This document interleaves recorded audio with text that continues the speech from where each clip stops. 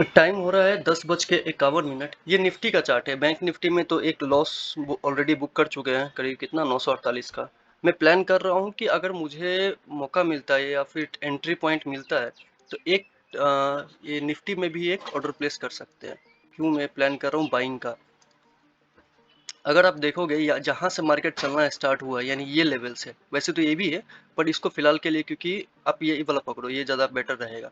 और कौन सा सपोर्ट लेना है, कौन सा रेजिस्टेंस लेना है, कौन सा मार्क करना है, वो आपको एक्सपीरियंस के साथ ही आएगा। ऐसे रेंडमली आप कोई भी सपोर्ट या रेजिस्टेंस मार्क करके फिबोनाची यूज कर लोगे ना तो समझ में नहीं आएगा। फिलहाल मैं अपना हिसाब से बता रहा हूँ कि ये वाला सपोर्ट ज़्यादा वैलिड है। इस हिसाब से अगर ये लो लेते हैं और ऊपर का हाई लेते हैं तो फिलहाल मेरे पास यहाँ पे 0.5 का एक इम्पोर्टेंट लेवल आ रहा है, बहुत इंपॉर्टेंट लेवल है। मैं ट्रेड ले चुका था बैंक निफ्टी में, इसीलिए मैं यहाँ पे ध्यान नहीं दे पाया, नहीं तो मैं यहाँ पे ट्राई करता बाइंग करने का। और न्यूज़ नेगेटिव था इसलिए थोड़ा सा डाउट हो रहा था बाइंग में। पर यहाँ पे जिस तरह का स्ट्रक्चर बना है ना, यहाँ पे थोड़ा कॉन्फिडेंट आ रहा है कि हाँ यहाँ पे बाइंग कर सकते हैं। तो अभी देखते हैं इस लेवल पे आके मार्केट क्या कर रहा है। वैसे तो प्राइस ऊपर चला गया है, तो अगर आता है तो बाइंग करने का ट्राई करेंगे। एक वो हो गया। दूसरा, अब ये स्ट्रक्चर कुछ मुझे दिख रहा है यहाँ पे डब्लू पैटर्न का। वैसे तो मैं पैटर्न पे वर्क नहीं करता हूँ, पर यहाँ पे एंट्री अच्छा देगा, स्टॉप लॉस छोटा होगा तो वर्क कर सकते हैं, काम कर सकते हैं। यहाँ पे फिलहाल मैं लगा के रखता हूँ, अगर प्राइस आएगा तो ही मैं लूंगा, नहीं आएगा तो फिर मैं एंट्री लेने वाला नहीं। मैं ऑलरेडी लॉस ले चुका हूँ तो ज़्यादा माथा नहीं मारना है। बस ये पॉइंट को लगा के रखते हैं और देखते हैं, एंट्री मिलता है तो लेंगे। ये वाला प्राइस मिलेगा ना तो अच्छा क्या होगा कि हमारे लिए स्टॉप लॉस छोटा हो जाएगा। स्टॉप लॉस कितना हो जाएगा, करीब वही 40-45 पॉइंट का। और यहाँ पे आप ले रहे हो तो उसका डबल स्टॉप लॉस हो रहा है 80 पॉइंट का। इतना स्टॉप लॉस थोड़ी नहीं दे पाएंगे, इसलिए मैं वेट कर रहा हूँ, देखता है कि यहाँ पे आता है कि नहीं।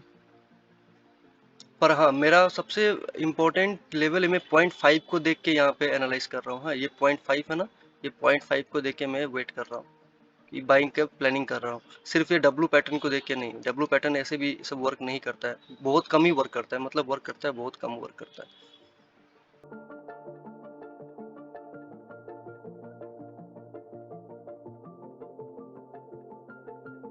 टाइम हो रहा है 11:07। मार्केट यहाँ पे तो आया है हमारे इस लेवल के आसपास में। यहाँ पे देखते हैं प्राइस किस तरह से बिहेव करता है। अगर यहाँ पे पॉजिटिविटी दिखेगा तो एक बाइंग की तरफ जाएंगे, स्टॉप लॉस इसी का नीचे का रखेंगे, जो कि यही कितना बन रहा है, 40-50 पॉइंट का बनेगा। और अगर ये फ्लो में जा रहा है तो फिर कुछ नहीं करेंगे, वेट करते हैं थोड़ा सा। यहाँ पे एक ऑर्डर प्लेस कर सकते हैं बाइंग साइड का, यहाँ पॉजिटिविटी दिख रहा है।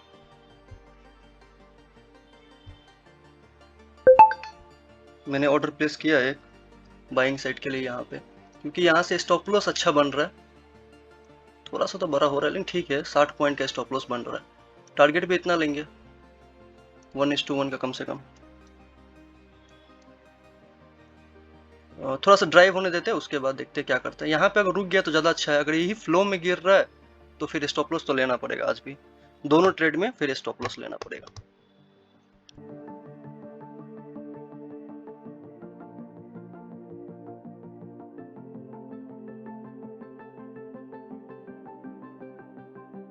क्या कुछ प्रॉफिट चल रहा है सर? हाँ, 400 450 का प्रॉफिट चल रहा है यहाँ पे। एक कंफर्मेशन तो वही था 0.5 वाला जो मैंने बोला हुआ फिर। दूसरा यहाँ पे डब्लू पैटर्न दिखा। डब्लू पैटर्न उतना अच्छा से वर्क नहीं करता है, हर टाइम आपको वर्क नहीं करेगा, बहुत कम चांस होता है जहाँ पे वर्क करता है। तो मुझे प्राइस यहाँ पे अच्छा मिला, इसलिए मैंने यहाँ पे ऑर्डर प्लेस कर दिया। स्टॉप लॉस बल्कि चाहे तो आप छोटा कर सकते हैं, छोटा मतलब 40 पॉइंट 45 पॉइंट का।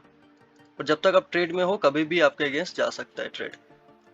ठीक है, देखते हैं अभी क्या होता है, वेट करते हैं। डब्लू पैटर्न कैसे है ना, ये यहाँ से स्ट्रक्चर बनाया, यहाँ पे एक नेक लाइन, फिर थोड़ा सा नीचे आया, यहाँ से ऊपर जाना स्टार्ट किया।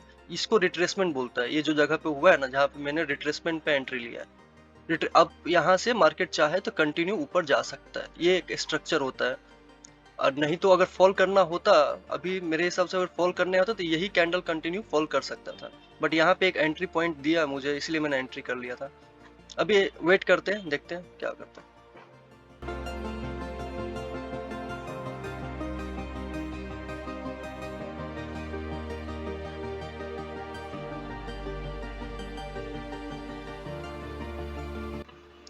टाइम हो रहा है 11:52। वापस से हम लोग कॉस्ट टू कॉस्ट करीब में आ चुके हैं। ठीक है, स्टॉप लॉस तो यही रहने वाला है। कहाँ गया ये, इसी के आसपास का स्टॉप लॉस देंगे, ज़्यादा बड़ा स्टॉप लॉस नहीं देंगे, क्योंकि अगर मार्केट को जाना होता तो यही अच्छा पॉइंट था, यहीं से ऊपर जा सकता था। लेकिन अगर यहाँ से फॉल करना चालू कर रहा है तो फिर कुछ कह नहीं सकते। इसका फोन है।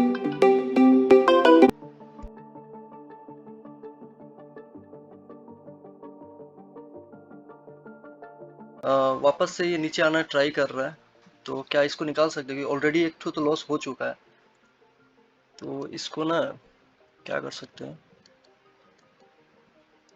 थोड़ा सा वेट करते हैं, स्टॉप लॉस ले लेंगे। अगर ज़्यादा नीचे आता है तो फिर स्टॉप लॉस लेने में ही अच्छा होगा।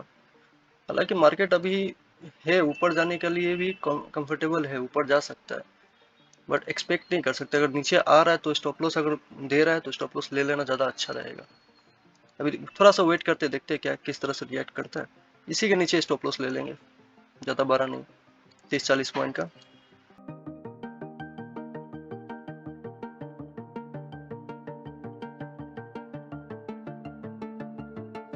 हो रहा है 12:19। अब इस ट्रेड पे और रिस्क नहीं ले सकते, ये ट्रेड भी लग रहा है कि नहीं वर्क करेगा। वैसे मुझे कॉन्फिडेंट है इस ट्रेड पे। प्रॉब्लम क्या है ना, ये जो 1 घंटा का टाइम फ्रेम लेते हैं तो मार्केट आराम से इसका बॉडी तक आ सकता है। तो अगर वो वैलिड कर दिया तो फिर अच्छा खासा लॉसेस दिखेगा। ऑलरेडी हम लोग प्रॉफिट में थे ही, इसमें वापस ये लॉस दे रहा है, तो बेटर है कि इसको भी स्क्वायर ऑफ ही कर देते हैं। फायदा नहीं है इस ट्रेड में रह के। दोनों ट्रेडर आज लॉस में स्क्वायर ऑफ करना पड़ा। ठीक है, स्क्वायर ऑफ करते हैं इसको। मैंने स्क्वायर ऑफ कर दिया। इस ट्रेड में भी लॉस ही बुक करना पड़ा करीब 390 रुपया का। हालांकि मुझे इस ट्रेड में कॉन्फिडेंट अभी भी है पर रीजन एक ही है ना, कि वापस से नीचे आने ट्राई करेगा तो लॉस ज्यादा दिखेगा। ठीक है, आज 2 ट्रेड लिए, दोनों ट्रेड में लॉस बुक करना पड़ा। खैर कोई बात नहीं, फिर कल ट्राई करेंगे। मुझे ये ट्रेड पे बहुत कॉन्फिडेंट था, बट मैं ले नहीं पाया। स्टार्टिंग में बैंक निफ्टी में मैंने ले लिया, और अभी वापस से ऊपर जाने के लिए नीचे आने का ट्राई कर रहा है। तो अगर मैं नॉर्मली अगर इसमें एंट्री लिया होता ना तो मेरा स्टॉप लॉस एटलीस्ट ये होता, कितना, 70-80 पॉइंट का, जो लॉजिकली स्टॉप लॉस होता। बट अगर यहाँ पे अगर मैं होल्ड करूँ ना तो ये लॉस ज़्यादा दिखेगा, और पहला ट्रेड में तो ऑलरेडी लॉस में है, तो ज़्यादा माथा नहीं मारना है, आराम से अपना लॉस बुक करके फिर ट्राई करेंगे अगले दिन। Thank you for watching the video.